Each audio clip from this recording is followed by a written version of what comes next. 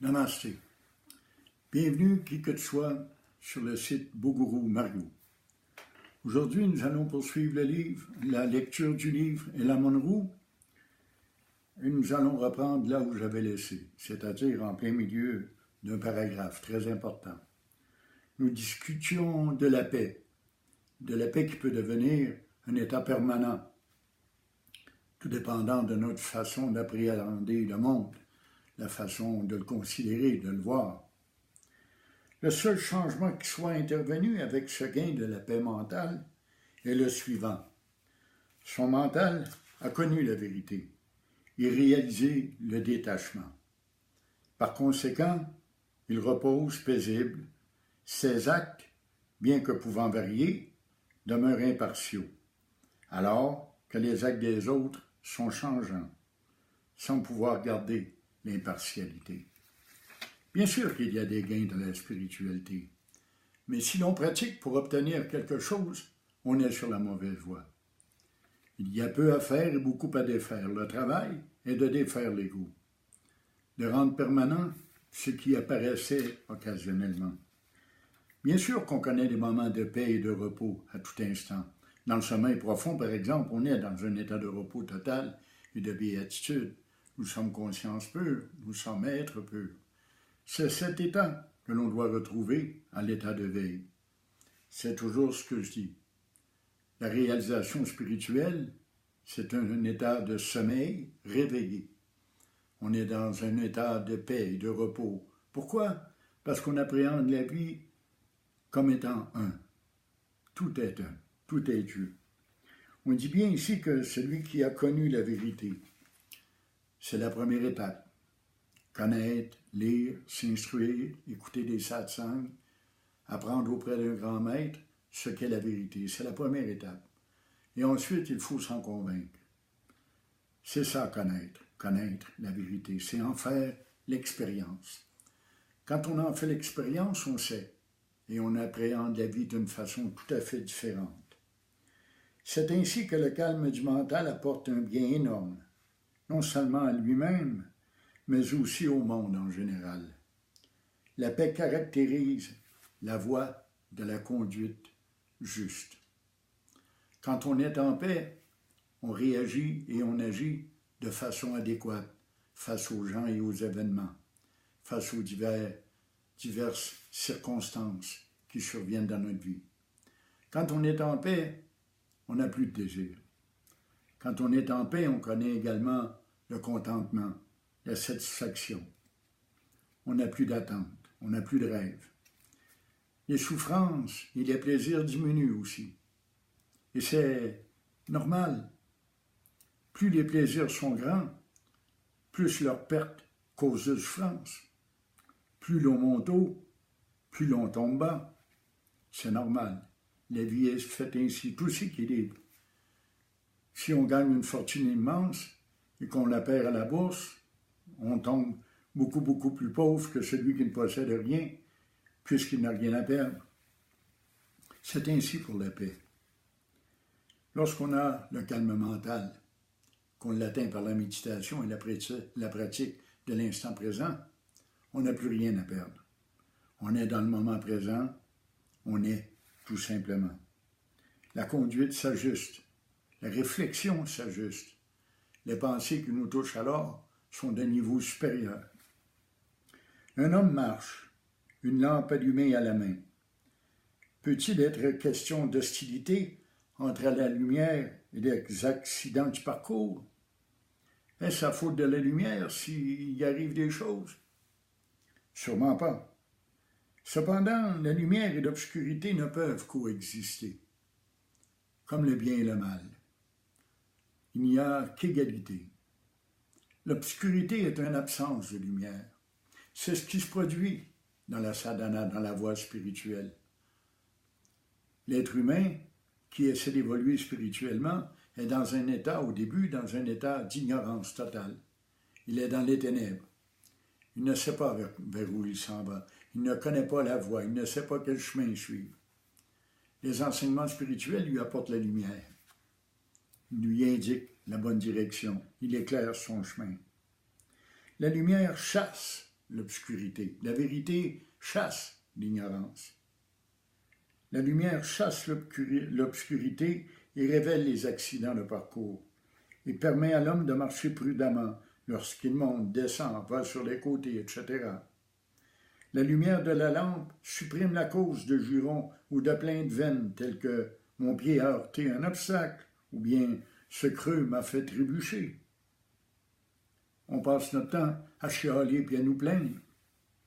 C'est la lumière de la vérité qui nous amène à accepter la vie telle qu'elle est. Les plaintes cessent alors.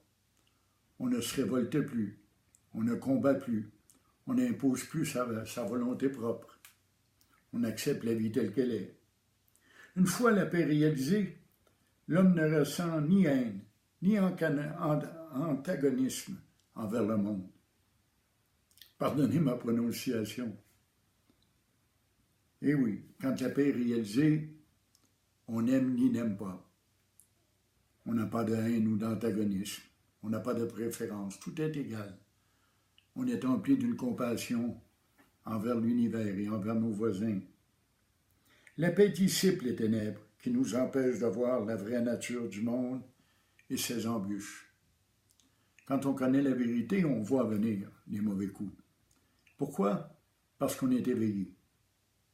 Si je suis endormi et qu'une personne vient me frapper au visage, ça va faire très mal parce que je n'ai pas vu venir le coup.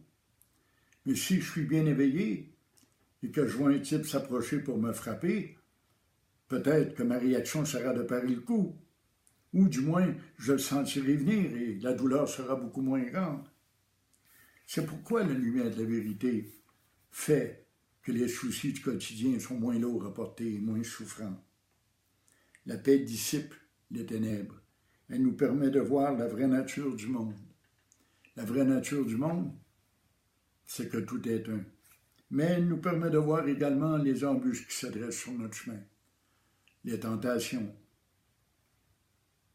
les désirs, les peurs aussi. En l'absence de la lumière, de la paix qui permet de s'adapter aux multiples circonstances, on condamne le monde, lui reprochant ses souffrances, comme on se plaint des obstacles sur un chemin. J'ai été longtemps qu'en me réveillant le matin, je me disais « Ah, chienne de vie, encore une autre journée à passer. » Qui n'a jamais pensé comme ça? J'ai blâmé longtemps la vie pour les malheurs que je connaissais, pour ma situation, pour mon histoire personnelle, pour ma position sociale ou familiale. Jusqu'à temps que je comprenne que tout ça, c'est un rêve et que la lumière de la paix mentale, s'installe lentement. Parce qu'elle s'installe toujours lentement, par la pratique quotidienne de l'attention, je le répète, et de la méditation profonde. On se plaint souvent qu'il y a des obstacles sur notre chemin. Si on marche dans le bois, on va se plaindre parce qu'il y a un gros caillou, un arbre qui est tombé, un animal qui traverse le chemin. On fait pareil dans la vie. On ne cesse de se plaindre. Remarquez les gens qui se plaignent. Ils ne sentent pas ce sentiment de culpabilité. Ils plaignent les autres pour ne pas se blâmer eux-mêmes. Et c'est facile de blâmer la vie, parce que la vie, on ne la connaît pas. C'est facile de blâmer Dieu, parce que Dieu, on ne le connaît pas. Quand on le connaît, on comprend qu'il n'y a rien ni personne à blâmer, car tout est un. C'est le soi qui mange le soi, c'est le soi qui chiale contre le soi. Qui aurait-il à blâmer? Qui aurait-il à rejeter quand on est tous un?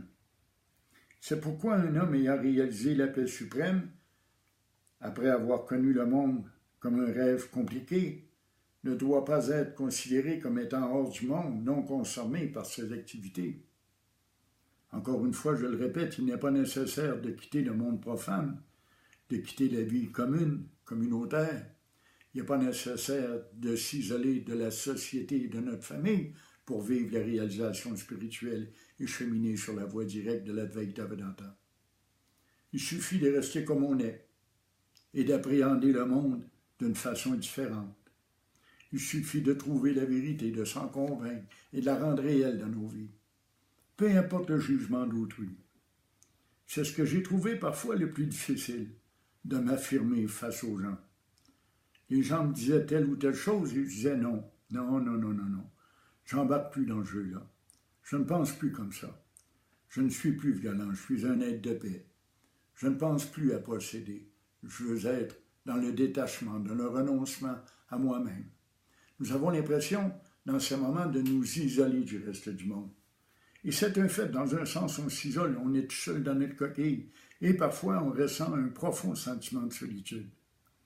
Mais ce qui défait ce sentiment de solitude, finalement, c'est le fait de se savoir tout seul.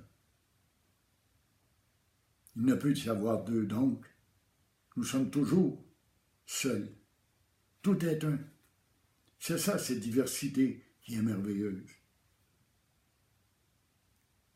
Il n'est pas nécessaire de quitter la société. Il n'est pas nécessaire d'être hors du monde. En fait, l'être de paix, il est le seul être à être en harmonie affective avec le monde. En harmonie affective, ça veut dire aussi en harmonie émotive, parce que l'affection est déterminée par les émotions. Nous aimons ce qui nous fait du bien, ce qui nous apporte du plaisir, et nous rejetons ou détestons ce qui nous fait souffrir. Mais pour découvrir cette harmonie, il faut retrouver la paix affective et la paix émotive. C'est cette paix qui nous fait du bien. Il est le seul vraiment compétent pour être un homme d'action. Ainsi, la paix est le régulateur de ses activités. Celui ou celle qui connaît cette paix doit être mis comme dirigeant, comme principal instigateur de l'action dans nos sociétés. Malheureusement, ce n'est pas ce qui se passe, n'est-ce pas? Nous avons l'habitude d'élire des imbéciles et dans notre temps présent, Dieu sait qu'il y en a des imbéciles au pouvoir. On met toujours, on dirait, les plus crétins, ceux qui paraissent le plus ou le mieux. C'est faux d'agir ainsi. Il fut une époque où c'était les sages qui dominaient, qui gouvernaient le monde. Et ceci va revenir. Ça s'en vient tranquillement. Un jour, on va se rendre compte qu'on est gouverné par des gens dont le seul intérêt est égoïste, dont le seul intérêt est pécunier, monétaire, matériel. On va se tanner de ce monde-là. C'est en train de se produire. Les gens pauvres et miséreux se réveillent. Ils sont une force, une puissance. C'est la puissance de la paix. Évidemment, ce n'est pas par la guerre qu'on va avancer, mais plutôt par la paix, en faisant la paix premièrement dans soi, dans notre cœur, et ensuite dans le monde. Alors, je vous invite à poursuivre votre audition de la lecture de ce petit livre et à vous abonner à la chaîne Bougourou Mario. Bonne fin de journée.